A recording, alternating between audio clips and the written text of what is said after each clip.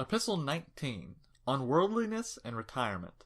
I leap for joy whenever I receive letters from you. They are now not mere assurances concerning you, but guarantees, and I beg and pray you to proceed in this course. For what better request could I make of a friend than one which is being made for his own sake? If possible, withdraw yourself from all the business of which you speak, and if you cannot do this, tear yourself away. We have dissipated enough of our time already. Let us in old age begin to pack up our baggage. Surely there is nothing in this that men can begrudge us. We have spent our lives on the high seas. Let us die in harbor. Not that I would advise you to try and win fame by your retirement. One's retirement should neither be paraded nor concealed. Not concealed, I say, for I shall not go so far in urging you as to expect you to condemn all men as mad, and then seek out for yourself a hiding place in oblivion.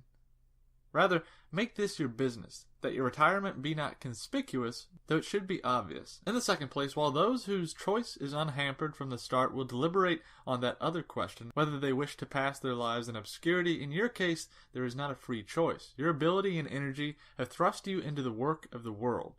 So have the charm of your writings and the friendships you have made with famous and notable men. Renown has already taken you by storm. You may sink yourself into the deep of obscurity and utterly hide yourself. Yet your earlier acts will reveal you. You cannot keep lurking in the dark. Much of the old gleam will follow you wherever you fly. You can claim peace for yourself without being disliked by anyone, without any sense of loss, and without any pangs of spirit. For what will you leave behind you that you can imagine yourself reluctant to leave? Your clients? But none of these men court you for yourself. They merely court something from you. People used to hunt friends, but now they hunt money. If a lonely old man changes his will, the morning caller transfers himself to another door. Great things cannot be bought for small sums, so reckon up whether it is preferable to leave your own true self or merely some of your belongings. Would that you had had the privilege of growing old amid the limited circumstances of your origin, and that fortune had not raised you to such heights. You were removed far from the sight of a wholesome living by your swift rise to prosperity, by your position as procurator, and by all such things that contain promise. You will next acquire more important duties, and after them still more. And what will be the result? Why wait until there is nothing left for you to crave? That time will never come. We hold that there is a succession of causes from which fate is woven. Similarly, you may be sure there is a succession in our desires, for one begins where its predecessor ends. You have been thrust into an existence which will never of itself put an end to your wretchedness or your slavery. Withdraw your chafed neck from the yoke, and it is better that it should be cut off once and for all than galled forever. If you retreat to privacy, everything will be on a smaller scale, but you will be satisfied abundantly.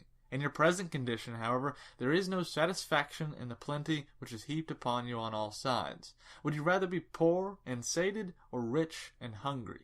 Prosperity is not only greedy, but it also lies exposed to the greed of others. And as long as nothing satisfies you, you yourself cannot satisfy others. But, you say, how can I take my leave? Any way you please. Reflect how many hazards you have ventured for the sake of money, and how much toil you have undertaken for a title. You must dare something to gain leisure also, or else grow old amid the worries of procuratorships abroad and subsequently of civil duties at home, living in turmoil and in ever fresh floods of responsibilities, which no man has ever succeeded in avoiding by unobtrusiveness or by seclusion of life. For what bearing on the case has your personal desire for a secluded life? Your position in the world desires the opposite. What if, even now, you allow that position to grow greater, but all that is added to your success will be added to your fears? At this point, I should like to quote a saying of Maecenas, who spoke the truth when he stood on the very summit. Quote, "There's thunder even on the loftiest peaks." End quote. If you ask me in what book these words are found, they occur in the volume entitled Prometheus. He simply meant to say that the lofty peaks have their tops surrounded with thunderstorms. But is any power worth so high a price that a man like you would ever, in order to obtain it, adopt a style so debauched as that? Maecenas was indeed a man of parts, who would have left a great pattern for Roman oratory to follow had his good fortune not made him effeminate. Nay, had it not emasculated him. An end like this awaits you also, unless you forthwith shorten sail and, as Maecenas was not willing to do until it was too late, hug the shore.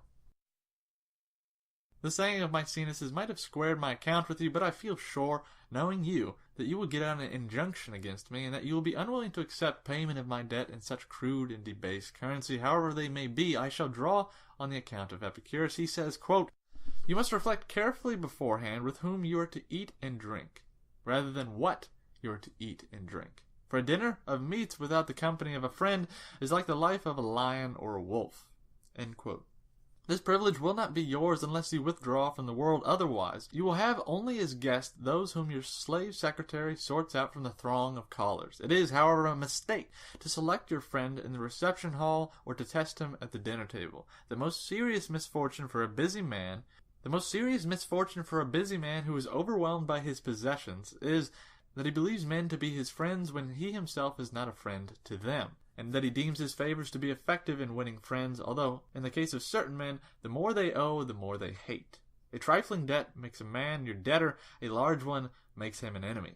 What, you say, do not kindnesses establish friendships?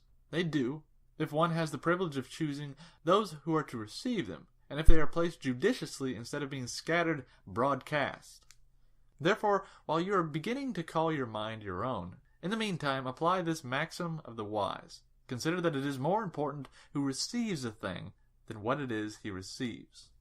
Farewell.